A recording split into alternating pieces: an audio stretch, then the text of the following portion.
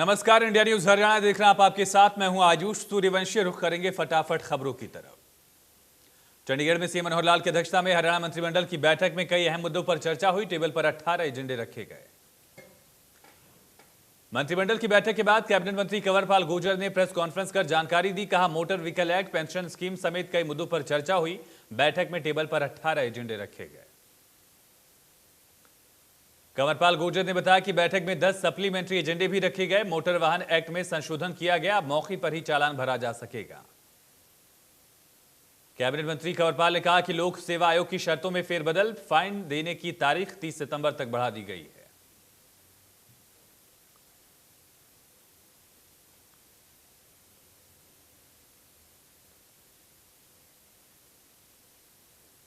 कंवरपाल गुर्जर ने कहा कि कोविड-19 उपकरण देने में जीएसटी में छूट दी गई। दान दी गई चीजों पर जीएसटी की छूट रिफंड की जाएगी।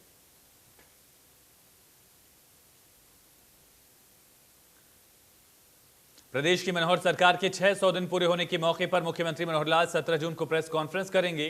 कोरोना काल में हुए काम समेत तमाम मुद्दों पर बात करेंगे। राइट टू सर्विस कमीशन के चेयरमैन टीसी गुप्ता का शपथ ग्रहण समारोह हुआ। मुख्यमंत्री मनोहर लाल शामिल हुए। टीसी गुप्ता को शपथ दिलवाई।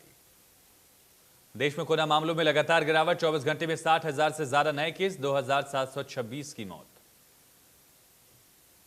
देश में एक्टिव केस 9 लाख से ज्यादा। कोरोना मरीजों की ठीक होने की रिकवरी रेट में बढ़त। 24 घंटे में 1,17,000 मरीज रिकवर। हरियाणा में सीरो सर्वे की शुरुआत। गुरुग्राम से सीरो सर्वे शुरू हुआ। प्रदेश की कुल आबादी में से 20,000 लोगों को शामिल किया जाएगा। स्वास्थ्य मंत्री अनिल विज ने तीसरी लहर की आशंका के मद्देनजर 6 साल से ज्यादा उम्र के बच्चों को भी सर्वे में शामिल करने का आदेश दिया। स्वास्थ्य मंत्री ने वैक्सीनेशन करवा चुके लोगों को भी सीरो सर्वे में शामिल करने के लिए कहा। इससे पता चल सकेगा कि वैक्सीन लगने के बाद शरीर में कितनी एंटीबॉडी बन पाई है। सर्वे में 60% ग्रामीण, 40% शहरी लोगों को शामिल किया जाएगा। रिपोर्ट के आधार पर तीसरी लहर को ध्यान में रखते हुए स्वास्थ्य विभाग अपने तैयारी कर सकेगा। कोरोना की पहली लहर में स्वास्थ्य विभाग ने 2 सर्वे करवाए थे। इसकी रिपोर्ट में 15 से 20% लोगों में एंटीबॉडी पाई गई थी। विश्व बुजुर्ग दुर्व्यवहार जागरूकता दिवस के अवसर पर स्वास्थ्य विभाग की ओर से गुरुग्राम के बंधवाड़ी में विशेष वैक्सीनेशन कैंप लगाया गया। तकरीबन 750 लोग वैक्सीनेट हुए। सीएम मनोहर लाल ने ट्वीट कर पूर्व मुख्यमंत्री ओपी चौटाला के जल्द स्वस्थ होने की कामना की। लिखा कि ओपी चौटाला की गाड़ी के दुर्घटनाग्रस्त होने का समाचार मिला। जल्द उनके स्वस्थ होने की कामना करता हूं। कैथल में पूर्व कैबिनेट मंत्री नरसिंह ढांडा की 76वें जन्म जयंती कार्यक्रम में राज्य मंत्री और उनकी पत्नी कमलेश ढांडा पहुंची। पैतृक गांव खेड़ी सिंबलवाली में प्रतिमा पर परिजनों समेत माल्यार्पण किया। फरीदाबाद में गांव खोरी के पास बनी कॉलोनी को तोड़ने से पहले डीसी ने 200 मीटर के दायरे में धारा 144 लगाई। 5 या उससे ज्यादा लोगों को इकट्ठा होने पर रोक। सुप्रीम कोर्ट के आदेश के बाद नगर निगम को वन विभाग और नगर निगम की जमीन से अवैध निर्माण खाली कराना है। गांव खोरी में कभी भी तोड़फोड़ की कार्रवाई हो सकती है। खोरी गांव से सुप्रीम कोर्ट के आदेश के बाद लोगों का पलायन जारी। खुद ही कई परिवारों ने मकान खाली किया। नगर निगम जल्द पूरे क्षेत्र में तोड़फोड़ करेगा। नगर निगम की ओर से करीब 7,000 मकानों में तोड़फोड़ की जानी है। इन मकानों में निगम ने बिजली और पानी की सप्लाई रोक दी। पूरी कॉलोनी में मकानों को खाली करने की लगातार मुनादी कराई जा रही है। मानसून दस्तक देने वाला है। ऐसे में यमुनानगर में जिला उपायुक्त टीम के साथ जगाधरी प्रकाश चौक पहुंचे। 10 से भी ज्यादा जगह नालों का निरीक्षण किया। हर कमी का बारीकी से अध्ययन किया। उपायुक्त का कहना है कि कई जगह सीवरेज की सफाई नहीं थी। कहीं सफाई करते कर्मचारियों के पास ड्रेस नहीं थे, कहीं शूज नहीं मिले। जिला उपायुक्त ने अधिकारियों को निर्देश दिया कि बिना वर्दी के सफाई कर्मचारियों को नालों में न जाने दिया जाए। कहा, जहां मानसून से पहले काम हो सकते हैं उन्हें करवाने के लिए कहा गया। सोनीपत वार्ड नंबर 2 के पार्षद और कॉलोनी की महिलाओं ने नगर निगम में हंगामा किया। लिखित में शिकायत देकर कॉलोनी में बने हुए पशुओं के बाड़े को हटाने की मांग की है। वार्ड नंबर 2 में रहने वाले कुछ लोग अवैध रूप से रिहायशी इलाकों में पशुओं का पालन कर रहे। कॉलोनी के लोगों का कहना है कि होटलों से बचा हुआ खाना और सब्जी मंडी से सड़ी सब्जियां लाकर पशुओं को डाला जाता है। हर वक्त कॉलोनी के लोगों को बदबू से परेशानी होती है। जीना मुहाल है। सब्जियों को सीवर में बहा दिया जाता है, जिससे सीवर भी जाम है। लोगों को बीमारी फैलने का डर सता रहा है। यमुनानगर में बिना एनवायरमेंट क्लियरेंस के चल रहे फार्मल डिहाइड प्लांट्स को बंद करने के आदेश। लेकिन फिर भी साल 2006 से क्लियरेंस के बिना प्लांट चल रहा है। 10 दिन पहले मामला पॉल्यूशन कंट्रोल बोर्ड के संज्ञान में आया, लेकिन अब तक कोई कार्रवाई नहीं। अब मामला जिला उपायुक्त के संज्ञान में लाया गया, जिन्होंने जल्द ही इसकी जांच कर कार्रवाई की बात कही है। यमुनानगर में 9 फॉर्मल्डिहाइड प्लांट्स चल रहे हैं, लेकिन इनमें से सिर्फ 2 ही प्लांट्स के पास एनवायरमेंट क्लियरेंस है। बाकी के 7 प्लांट बिना क्लियरेंस के धड़ल्ले से चल रहे हैं। पॉल्यूशन कंट्रोल बोर्ड भी इन्हें चेतावनी दे चुका है। 9 में हथियार लाइसेंस पर 3 हथियार रखने वालों की अब खैर नहीं। हथियार लाइसेंस पर 3 हथियार रखने वालों के जल्द लाइसेंस रद्द होंगे। डीएसपी ने बताया कि अब 1 हथियार लाइसेंस पर 2 हथियार रखने वैध होंगे। अगर किसी के पास 3 हथियार है तो किसी एक हथियार को तुरंत नजदीक के पुलिस थाने में जमा करवाकर लाइसेंस के लिए संपर्क करें। डीएसपी ने कहा, अगर कोई हथियार लाइसेंस धारक ऐसा नहीं करता तो उसके हथियार लाइसेंस को तुरंत प्रभाव से रद्द करके आगे कार्रवाई होगी। उकलाना में लूट के आरोपियों को गिरफ्तार किया गया। आरोपी राजस्थान के चूरू से फरार हुए थे। पुलिस की साइबर सेल की टीम ने आधुनिक तकनीक के जरिए काबू पाया। मणपुरम गोल्ड एजेंसी में 4 लुटेरों ने हथियार के बल पर 17 किलो सोना और 8,92,000 की नकदी लूट ली थी। ट्रेस करने पर आरोपियों की लोकेशन हिसार में मिली थी। अमलाकैंट हाथी खाना मंदिर के पास बाइक पर सवार 2 युवकों ने गोलियां चलाकर युवक की हत्या की। हमलावरों ने करीब 7 से 8 राउंड फायर किए और मौके से फरार हुए। हमले की वारदात सीसीटीवी में कैद। पुलिस ने मौके पर पहुंचकर सभी सबूतों को जुटाया। गोली लगने से घायल युवक ने अस्पताल में दम तोड़ा। हमलावरों और युवक के बीच पुरानी रंजिश थी। कुछ समय पहले भी युवक की हत्या का प्रयास किया गया था। मरने वाला युवक अंबाला कैंट का रहने वाला बताया जा रहा है।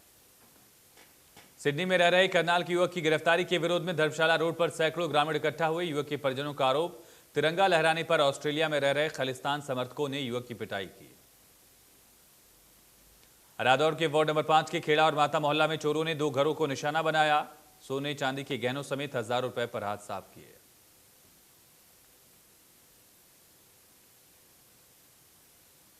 पहली घटना खेड़ा मोहल्ला में हुई, जहां चोरों ने घर में सो रहे परिवार के सदस्यों के कमरे को बाहर से बंद किया। दूसरे कमरे का ताला तोड़कर हजारों रुपए की नकदी ज्वेलरी चोरी की।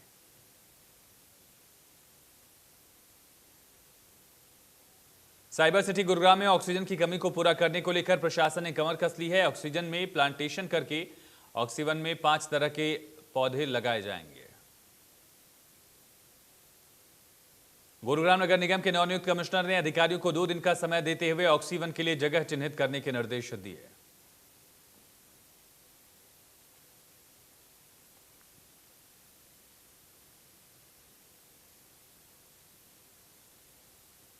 फतेहाबाद में शुरू हुआ सीरो सर्वे। बच्चों से बुजुर्गों तक के लिए जाएंगे सैंपल। शहरी और ग्रामीण इलाकों में कराया जाएगा सर्वे। इस बार के सीरो सर्वे में बच्चे भी होंगे शामिल। 6 वर्ष के बच्चों से लेकर 110 वर्ष तक के लोगों को शामिल किया जाएगा। गांवों में नहरी पानी की कमी के चलते ग्रामीणों किसानों को दिक्कत। किसानों और ग्रामीणों की मांग को अब तक पूरा नहीं किया गया, जिसके विरोध में आज काफी संख्या में किसान सिंचाई विभाग और एससी कार्यालय का घेराव करने पहुंचे। विभाग परिसर में धरना देकर सरकार के खिलाफ नारेबाजी की। प्रशासन को चेतावनी देते हुए कहा कि जब तक मांगे पूरी नहीं होती तब तक आंदोलन जारी रहेगा। महीने में 15 दिन नहरी पानी उपलब्ध करवा दिया जाएगा।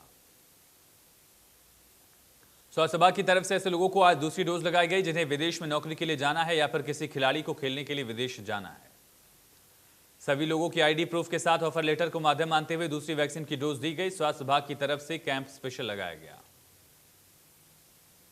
सिरसा में आईएमए ने योग गुरु बाबा रामदेव के विवादित बयानों और डॉक्टर्स पर हो रहे हमलों के खिलाफ डिमांड डे का जिक्र करते हुए डॉक्टर्स पर हमले रोकने की मांग की। आईएमए प्रधान ने कहा कि हम चाहते हैं सख्त कानून बने ताकि डॉक्टर्स पर हमले ना हो। कानून के तहत अगर कोई डॉक्टर से दुर्व्यवहार या हिंसा करता है तो उसके खिलाफ कार्रवाई हो। डॉक्टरों पर अत्याचार पब्लिक का ही नुकसान है।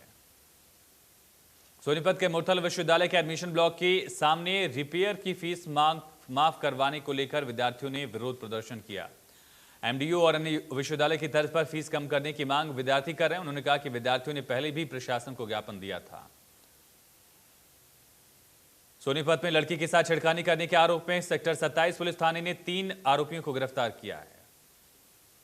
लड़की द्वारा छेड़खानी का विरोध करने पर उसके घर पर हमला बोला गया था। अब तक 5 आरोपी गिरफ्तार, बाकी फरार आरोपियों की तलाश जारी। सिरसा में तेज आंधी के साथ बरसात होने से मौसम सुहाना। बारिश होने से लोगों को तापमान में गिरावट से लोगों को राहत मिली। उकलाना पुलिस की सफलता पर गृहमंत्री अनिल विज का ट्वीट। पुलिसकर्मियों को दी बधाई, लिखा बहुत अच्छा काम किया, इसी प्रकार काम जारी रखें। भिवानी उपायुक्त के गोद लिए गांव मित्थाल में लंबे समय से पानी की किल्लत समस्या को लेकर ग्रामीणों ने उपायुक्त समेत विभाग के लोगों को शिकायत दी। पेयजल की समस्या को लेकर प्रशासन की ओर से अब तक ध्यान नहीं दिया जाता। उपायुक्त ने गांव में पानी की समस्या खत्म करने की घोषणा की थी। पेयजल की समस्या को लेकर ग्रामीण महिलाओं और संत शिरोमणि गुरु रविदास बस्ती के लोगों ने इकट्ठा होकर जिला प्रशासन के खिलाफ नारे लगाए।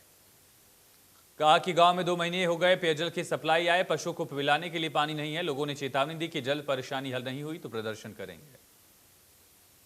रेवाड़ी शहर में करीब 2 दर्जन पुरानी हवेलियां और इमारतें हैं जिनमें दर्जनों परिवार रहते हैं। कोई नहीं जानता कि कब ये खंडहर हो चुकी इमारतें लोगों पर कहर बनकर गिर जाएं। प्रशासन को भी इससे कोई फर्क नहीं पड़ता क्योंकि संबंधित विभाग काफी समय पहले इन खंडहर हो चुकी इमारतों को कंडम घोषित कर चुका है। रेवाड़ी के सरकारी प्राइमरी स्कूल नंबर 4 में करीब 75 मासूम पढ़ते हैं। स्कूल की टीचर की माने तो ये बिल्डिंग करीब 200 साल पुरानी है। स्कूल को तो शिफ्ट नहीं किया गया तो हादसा हो सकता है। शुक्रपुरा मोहल्ले में 200 साल पुरानी हवेली और साथ लगते पुराने मकान हैं। करीब 4 परिवार किराए पर रहते हैं। हवेली की दीवार कहती है इमारत कभी भी गिर सकती है। इस हवेली के साथ एक निजी स्कूल है जिसमें 350 बच्चे पढ़ते हैं। कई बार शिकायत करने पर प्रशासन ने कार्रवाई करना तो दूर, वहां जाकर देखना जरूरी नहीं समझा। पुरानी तहसील के पास भी हवेली भी 200 साल पुरानी हवेलियों की तरह है जो रिहायशी रास्तों के बीचों बीच बड़े हादसों को न्योता दे रही है। सिरसा में व्यापारियों ने दुकान खोलने के फैसले को सही बताया। कहा कि हरियाणा प्रदेश व्यापार मंडल ने बार बार मुख्यमंत्री को लेटर लिखकर बाजारों को पूर्ण रूप से खोलने की मांग की। कोरोना के केस लगातार कमी होने से बावजूद भी हरियाणा में महामारी अलर्ट सुरक्षित हरियाणा के तहत प्रदेश में लॉकडाउन 1 हफ्ते के लिए बढ़ाया गया। इस बार लॉकडाउन में और ज्यादा ढील देते हुए और इवेंट सिस्टम को खत्म किया गया। अब दुकानें सुबह 9 बजे से शाम 8 बजे तक खुल सकेंगी। कोरोना केस फिर से न बढ़े इसके लिए एहतियात बरतते हुए प्रदेश में अब भी नाइट कर्फ्यू लागू रहेगा। नए आदेश के मुताबिक प्रदेश में मॉल भी सुबह 10 बजे से रात 8 बजे तक खुलेंगे। आधी क्षमता के साथ रेस्टोरेंट सुबह 10 से रात 10 बजे तक खुलेंगे। महामारी अलर्ट सुरक्षित हरियाणा के तहत प्रदेश में धार्मिक स्थलों को खोले जाने की अनुमति दी गई है। 21 लोगों की अनुमति के साथ धार्मिक स्थल खुलेंगे। NH-44 पर पानीपत से जालंधर तक बने अवैध कटों को बंद करने के लिए NHAI ने काम शुरू कर दिया। इसकी शुरुआत करनाल में कर दी गई है। हाईवे पर खुले अवैध कटों में आए दिन यहां पर हादसे होते हैं जिसके चलते विभाग ने इसे बंद करने का फैसला लिया। इस कार्रवाई से किसी भी निजी संपत्ति को सीधा कट नहीं मिलेगा। हाईवे पर बने इन अवैध कटों को बंद करने के लिए न्यू जर्सी बैरिकेडिंग तकनीकी का इस्तेमाल किया जा रहा है जिससे रोजाना 5 से 10 कट बंद किए जा रहे हैं। मुख्यमंत्री मनोहर लाल के आदेश पर सभी ओलंपिक टिकट प्राप्त खिलाड़ियों के घर पहुंचकर हाल जाने का अभियान जारी। ओएसडी गजेंद्र फोगाट खरखौदा में ओलंपियन विनेश फोगाट के घर पहुंचे। फोगाट विनेश के पति सोमवीर उनके पिता राजपाल राठी से भी मिले। यहां पर खेल मंत्री संदीप सिंह द्वारा भेजा बधाई पत्र भी परिवार के लोगों को सौंपा। हरियाणा के 19 खिलाड़ियों का टोक्यो ओलंपिक के लिए चयन हुआ। इन्हीं में से Aruna Tanwar Tokyo para Olympic के ताइक्वांडो में 49 किलोग्राम भार में भारत का प्रतिनिधित्व करेंगी। भिवानी जिले के दिनोद गांव के दिव्यांग खिलाड़ी अरुणा ने एक साधारण परिवार से उठकर ओलंपिक तक का सफर तय किया। इसके पीछे अरुणा तंवर के परिवार उनका संघर्ष छिपा है। अरुणा के पैरालंपिक में चयन पर उनके परिवार में खुशी की लहर। परिजनों को उम्मीद है कि अरुणा टोक्यो पैरालंपिक में देश के लिए मेडल लेकर आएंगी।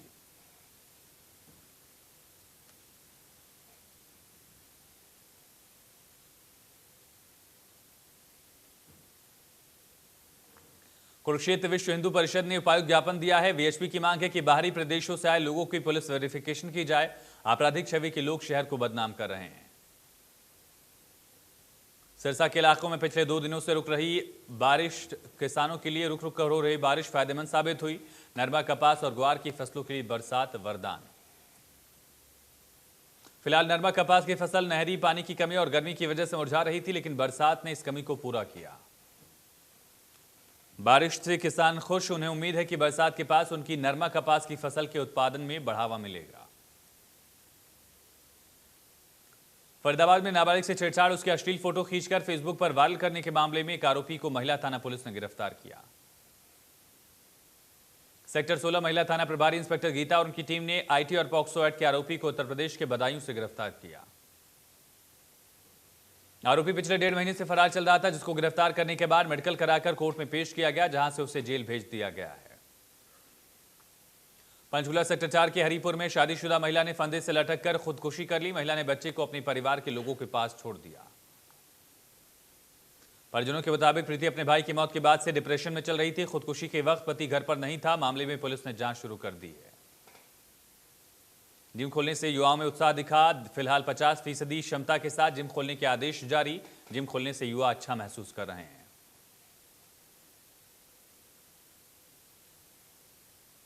पंजाब अकाली दल और बहुजन समाज पार्टी के कार्यकर्ताओं ने मुख्यमंत्री कैप्टन अमरिंदर सिंह के आवास के बाहर प्रदर्शन किया। सैकड़ों की संख्या में कार्यकर्ता पहुंचे। अकाली दल और बहुजन समाज पार्टी की ओर से अमरिंदर सरकार पर वैक्सीन घोटाले के आरोप। ये बात सामने आई कि पंजाब में वैक्सीन को सरकारी अस्पतालों की बजाय अधिक दामों में प्राइवेट अस्पतालों को बेचा जा रहा है। कार्यकर्ताओं ने राज्य सरकार के खिलाफ नारेबाजी की। कोविड गाइडलाइन का उल्लंघन हुआ। सोशल डिस्टेंसिंग भी नजर नहीं आई। पंजाब में 2022 विधानसभा चुनाव को लेकर अकाली दल और बहुजन समाज पार्टी का गठबंधन। दलित वोटों को निशाने पर लेकर दोनों दल एक साथ आए।